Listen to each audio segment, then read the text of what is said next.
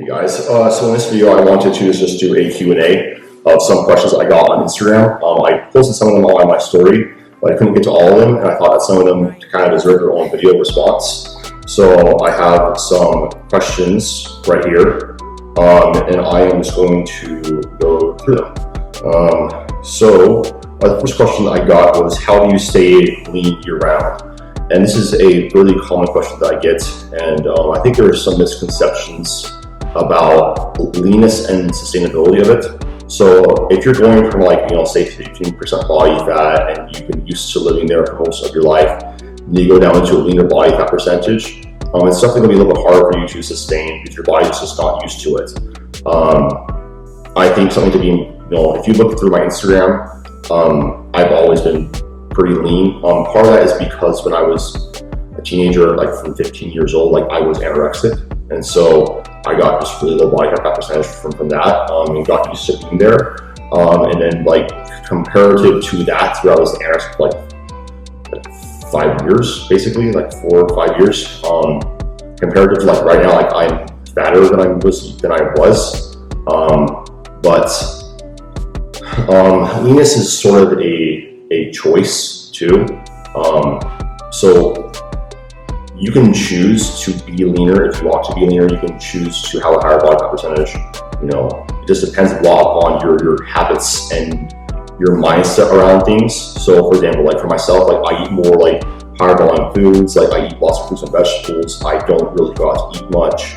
I'm pretty strict with my diet. I eat more or less the same thing every single day. I'm very consistent with my activity levels. And that all plays a big role in how lean I stay. A lot of it comes down to habits and choices that you do make. If you are trying to get to a leaner body fat percentage though, I think that's something that's really good to do is just coax your body there. So take it slow, don't rush the process, because what you do to actually get to that leanness is going to be what you're going to have to sort of sustain. If you have a really, really drastic all or nothing crash diet approach to getting lean, what's going to happen is that you're going to get to that leanness. You're going to have a hard time sustaining that, as opposed to say you did that, in chunks. Say you went 15% body fat to 12% body fat, and you held that, and you went down to 12% body fat, then 10% body fat, or 9% body fat, and you kind of just try to maintain around that 9 to 12% body fat, which is very, very lean, by relying on those habits and relying on consistent things. That's really helpful. So basically, number one things I would say is track your activity, your steps. Make sure you're consistent with that. This is going to basically lead to less changes in energy expenditure.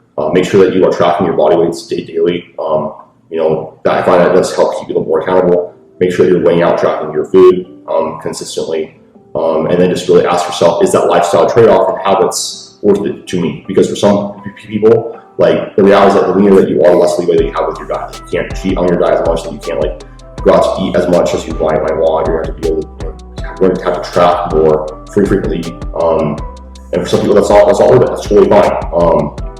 It's all a trade-off. So you have to kind of figure out what works best for you. And I choose to stay leaner. It's how I make my money. I like how it looks. I don't really get a ton of satisfaction from going out to eat. So yeah, that's that. The second question I got was tips on how to maximize muscle growth. And so the biggest thing I have with this is that training needs to be first and foremost consistent and progressive. So training is the fuel that ignites more muscle growth. It's not calories per se. Calories help with your recovery. They provide the building blocks of muscle growth. They help you actually have the recovery and the substrate, basically the recovery resources to recover and adapt to your hard training. And then it provides the fuel, the actual energy substrates to actually fuel that hard training. So make sure that you are training first and foremost. That's going to be the stimulus for muscle growth. If you're not being stronger and progressively, you're not being consistent with your training, you're not going to be gaining muscle. I don't care how much you eat, you're not going to gain muscle. So make sure that you are consistent with that. I do recommend some sort of a program. Focus on being stronger within the 5 to 30 rep range. Choose exercise that have a high stimulus to fatigue ratio. So what that basically means is exercise that you get a really big pump from, good disruption without a ton of fatigue. So for example, you have really long fingers like myself, squat probably is the best exercise. Probably that's a leg press is better for you. It's going to be able to accomplish that job, getting bigger quads better. Second thing is going to be make sure you're prioritizing sleep, 7 to 10 hours a night. That's where most of the recovery adaptation process does occur. Growth hormone is secreted during that. Growth hormone is a tropic hormone, which basically means it's stimulatory hormone that starts with ton of hormonal cascades that will help with recovery and adaptation. And that's absolutely crucial for muscle growth. And really is your body composition change. If you're not sleeping, like, you should just be on maintenance and not, trying to change your body composition. And then probably the third one, again, I talked about this, but be at least energy maintenance. So like a 10% calorie surplus. That's going to depend upon how frequently are you training, what's your level of advancement, are you on from taking drugs or not, how consistent is your training, how high are your training volumes. Basically, the more beginner that you are for taking drugs, etc., you can probably be more closer to that 10% range. If you're more advanced or your training volumes are not super high, probably be more towards that 3% range. Usually, I do recommend that if you're wanting, I think at least a 5% is a good starting spot, and then you can adjust that as needed. There is a point with your surplus where you actually can have really minimal spillover into fat. It's impossible to gain muscle without fat, because there's something called intramuscular triglyceride, and as you gain more muscle, you're probably going to have some of that happen. But if you maintain your body fat percentage, or your body fat percentage is going up at the same rate as your muscle mass, that's what you kind of want to ideally happen. It's tough to do it, and it takes a little more tinkering, but it is possible. You seem to be tracking your variables. Third question I got was meet day attempt selection strategy. And I really like this one because I think lots of people approach their meet day immaturely. So I think that what's really important to first is have a strategy in the sense of what lifts are your best and what do you want to actually achieve. So for example, for myself, I am really strong at deadlift in comparison to my squat. So I'm going to leave a little bit more in the tank on squat, have more room to push my deadlift. As opposed to, you have somebody who's really a better squatter and their deadlift isn't as good, they'll probably push their squat a little harder than their deadlift. Bench press, you can push pretty hard because it's just bench press, it's not as fatiguing. But then I think that the standard should be 7 for 9. You should meet, at your first and second attempts all the time, at least one of your third attempts. And usually I like to basically say, most of the time, if I know I could, this is also I do think it's important to be training with RPE, because meet day is basically just as a game of RPE, how much more I lift in terms of kilos. Usually I will look at what I think I can do. I'm pretty accurate at RPE for be a training, I have lots of chances to practice it. Typically I like choosing 5 pounds under what I could hit, or 2.5 kilos, just because I'm more confident, I know I have more, I can't get that. I think that's something that's good to do. And then one last thing is that I find it's really important that when you step onto the platform, you need to be confident. If you don't think that you can get that weight, you have absolutely zero business stepping on the platform and actually trying to lift that weight. So make it up in your mind before you get it that you can do this and that you can lift that weight. Have some sort of pre-lift ritual too.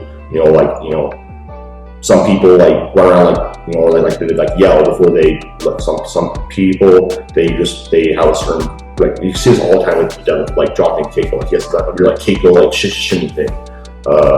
Just having some sort of pre-lift ritual is important too. Can help you too. Then having a handler if you need one can be helpful. Favorite and least part of coaching. I think that my favorite part is just seeing people change over time with the coaching period. Not just in the gym, but as people too. Have people get jobs, promotions, seeing people get married, seeing people graduate from high school, go to college. That's probably my favorite part of it. And then the least favorite part is just it's not really coaching per se, it's the business aspect of it, the finances and this more of that clerical stuff. It's kind of a headache, but I get to do what I love, so I'll be okay with that for right now. I got another one's favorite food. I really like ice cream. I could eat ice cream indefinitely. I also think there's no limited amount of pasta or pizza I can eat. So that would be that. Favorite animal would be a penguin. I actually, when I was a little kid, fun fact, I called them gimmies. I don't know how, I don't know why, how I got a gimme from penguin, but I did. You can check that with my mother if you know her. I'm not going to tell you her number though. So, but yeah. Penguins, call them gimmies. I like how they waddle. If I'm sad, I could go on Instagram Reels and I just look at penguins. It makes me feel happier. So yeah, that's that. Number one technique tip on deadlift. I think the number one thing for deadlift is learning how to properly hinge at your hips. Is deadlift first and foremost a hip hinge. Lots of times problems happen with people not knowing how to properly hinge at their hips. So one of my favorite cues for that is thinking about bringing like your obliques down to your thighs or your belly button to your knees, and then driving through your heels on the deadlift, such biasing a little bit more of the weight. And definitely programming like, some RDLs or straight like the deadlifts. Basically, if you have a reflection bias in your deadlift, like you basically are going to be more prone to rounding. I think it's better to program SLDL, straight like the deadlift, where you fight a little for extension. Whereas if you have more of a pretty strong extension pattern like David Wilson, you probably want to train RDL more to strengthen that flexion pattern. So definitely work on the hinge, and everything starts with there. Another cue that could be helpful is just thinking about loading your hips as much as possible. Kind of like pre-stretch those hamstrings, kind of hinge back with your hips, and then see where that tension kind of comes out, and hinge at your hips. Learn how to do that. Opinion on singles year round. I think that they can work. I think you need to definitely periodize them though in terms of absolute intensity, because adaptation is called adaptation. What that basically means, like, if you're doing the exact same thing over and over again, your body's going to get more efficient at adapting to it, because that's how our bodies work. That's how we evolve. That's how we are still alive as humans. So you need to definitely vary the absolute loading ranges on that, or maybe you're doing different sort of variations for that. Maybe you're doing like close grip variation on a bench press. You're doing 3 count extension. You're doing actual comp bench. Like it has to be some sort of variation, and I find that's usually not. It's usually less sustainable for most individual lifters. You have to be pretty resilient to higher intensities. And personally, I respond better to hitting rep PR. Like I get more excited. I have I hit a top set PR of 5 with close grip bench press, or again like the same thing with like singles. Like it's also making a little bit more fun. It's sustainable if you do like a variation or something like that year round. Varying it, but I think that in general, you definitely can do singles year round. I just think that it just depends upon the needs of the lifter. I do think that you do need to have some sort of top set exposure year round, probably about 80%, ideally 85% plus %. But it's just a practice the skill of lifting heavy. But that's my opinion on that. Last question is, this is going a little bit long. Is how you know when to add more training volume. This is a really awesome question. So 2 things. I think it's important to focus on sustainable training volume. So basically, how much training volume we're able to progress at a reasonable rate consistently. And then once you stop to progress, and you also subjectively feel like you're not doing that much, like you don't really get big pumps, you don't really get sore after your sessions, you can probably add a little bit more volume. And I would honestly say that when you're already adding volume, don't just add like 5 sets, add like 2 sets weekly for that, and that's when it probably help things move along pretty well. Again, like you don't need that much more volume if you're having like a stall point. Just add like 2 more sets, basically 20% volume increase. See what happens. If you add a little bit more volume, then you do it. When you need to about 20% again. And then I guess like in terms of like I got like the other side of this, like when when to decrease volume.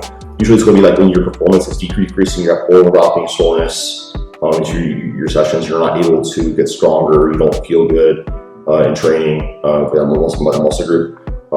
Like you actually won't be getting good pumps either, because you just have access to muscle damage and substrate depletion at the muscle. It's like a little less glycogen. Be having some symptoms of overreaching that muscle group. So if that's the case, probably decrease volume down to by about 20% or more. Say you're doing like 20 sets on chest, I would probably lower that more down to like 15 or something like that, like more that moderate volume range. What matters mostly with training volumes and progress is shooting or like weights that you can do, or volumes that you can have consistent, reliable progress that keeps you injury free, instead of like trying to get like as fast as possible. I think you still should be trying to get within the optimal range, but especially you have to remember, like, the more intermediate and advanced you get, if you're making sort of any progress, you're probably pretty close to optimal anyway. So hope you guys like this video. If you guys like the video, please make sure to like it. If you guys are interested in coaching programs, at peelerfitness.com. Follow me on Instagram at AdamDPeeler. I'll talk to you guys in the next one. Peace.